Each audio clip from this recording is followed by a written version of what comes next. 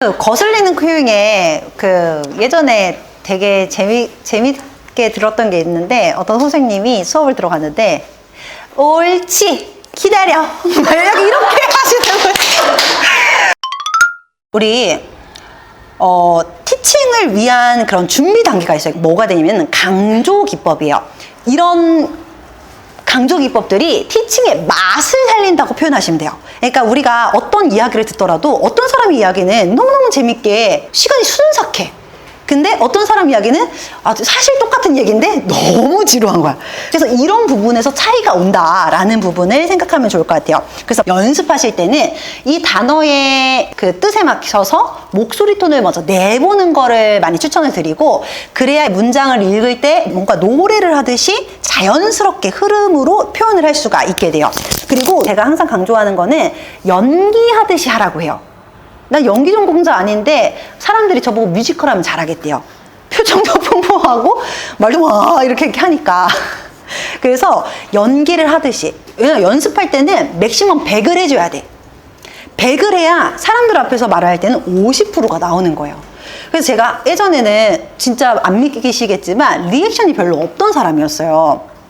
근데 이 직업종으로 들어오다 보니까 어느 날부터 어떤 선생님이 너무너무 인기가 많은 거야. 그래서 이제 보니까 리액션이 너무너무 풍부한 거죠. 그래서 그게 너무너무 부러워서 나도 인기 강사가 되고 싶다는 생각에 리액션을 엄청 연습했어요. 그래서 이제 막 거울 보면서 막 이런 것도 하고 이런 것도 하고 혼자 막 보면서 막 연습을 되게 많이 했거든요. 그래서 막 이렇게 회원들이나 누구가 말하면은 막 이렇게 막 했더니 너무 무섭대 이제. 너무 과하대 이제. 그러니까 연습을 그렇게 약간 하다 보면 그게 나한테 배워가지고 이제 처음에 좀 어색하고 조금 부끄럽고 하겠지만 한 50% 정도부터 이게 출발을 해서 나오게 되는 거예요. 근데 이게 나중에 또 얘기를 하겠지만 인기 강사의 비결이 바로 이런 데서 나와요. 진짜 별거 아닌 것 같은데 거기서 나오거든요. 그건 뒤쪽 부분에서 좀 더 자세하게 다뤄볼게요. 그 다음에 시간, 명속성을 표현할 때 천천히 하세요. 천천히 이렇게 이야기 안 하고 천천히 약간 이렇게 표현을 끊어주듯이 이런 것들을 연습을 해주시면 좋고요. 자, 그 다음에 우리가 강조를 할 때는 목소리의 크기에서부터 강조를 할 수 있어요. 목소리를 크게만 한다고 강조가 되는 게 아니고, 만약에 내가 하고 있다가 내가 계속 크게만 할 수는 없잖아요. 근데 강조는 하고 싶어. 근데 목이 너무 안 좋아. 이럴 땐 어떤 방법이 있을까요? 오히려 작게 얘기를 해서 그 사람들의 이목을 더 집중시키는 그런 방법을 쓸 수도 있는 거죠.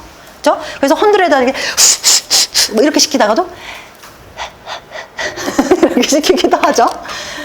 그래서 좀 더 집중할 수 있게끔 이렇게 만드는 방법이 있고요.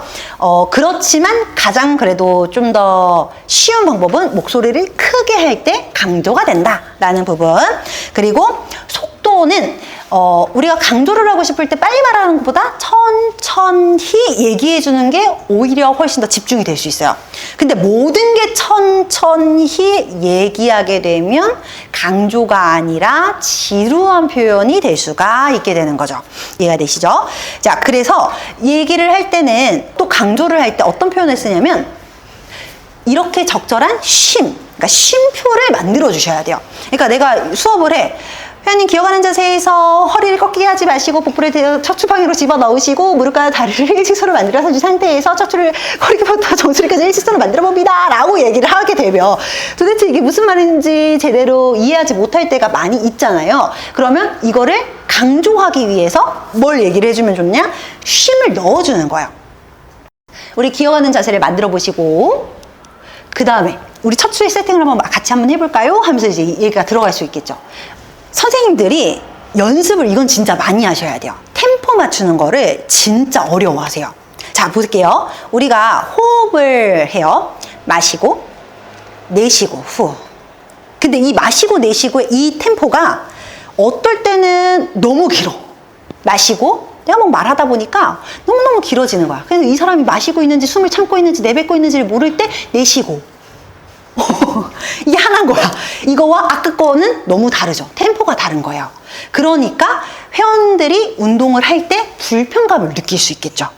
그래서 이 템포를 맞추는 거. 그래서 저는 처음 이제 내가 수업을 이제 막 적응을 또 해야 되는 입장이 있어요. 그럼 이 템포부터 저는 정리를 시켜요. 뒤에 이제 큐잉 멘트를 또 얘기를 해드리겠지만 그 템포를 정리시키는 걸 엄청 중요하게 생각해요.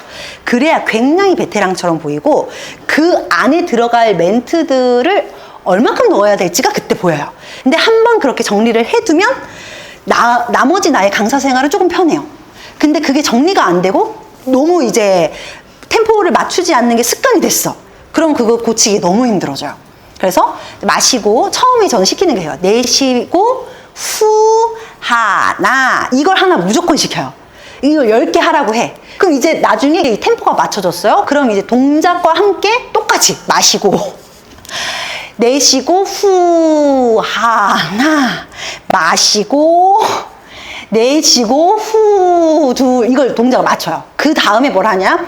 마시고 내쉬고 후 한 다음에 마실 때 돌아갔다가 이런 거 표현을 넣어. 그 다음에 또 뭘 넣어요? 이제 타겟 근육을 하나씩 넣어.